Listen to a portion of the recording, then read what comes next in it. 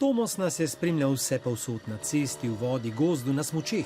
Tomos je bil nekakšen sinonim uspešnosti povojnega gospodarstva v Sloveniji. Tomosovi izdelki so bili po večini plod domačega znanja, ki smo ga razvijali v Razvojnem inštitutu. Ta je bil eden najbolj priznanih v Jugoslaviji, se spominja inženir Tomaž Kunst.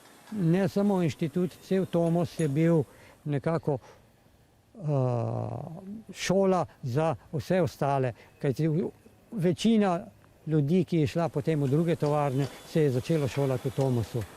Davor Šantič in Dušan Čebuhin, Tomosovca, ki sta vodila program izvenkrvnih motorjev, v nekdanje prostore Razvojnega inštituta stopita prvič po 20 letih. Enkrat bova sem prišla in pospravila vse to. Zlato obdobje rasti je bilo 60-70 leta, ne? Se pravi, recimo, da smo pol ta generacija vzdrževali to. A ne za dolgo. Tomos, ki so ga krasili trajni in kvalitetni izdelki, je zaspal na lovorikah in zaostal za konkurenco. Kmalu pa je izgubil še svoj glavni trg. Tomos je pač doživel krah tistega leta, ko je padla tudi Jugoslavija, ko so se pač države odcepile, mislim, še vsaka po svoje, takrat se je zaprl največji trg. V lasti Hidrije je danes Tomos le še bleda senca nekdanjega velikana.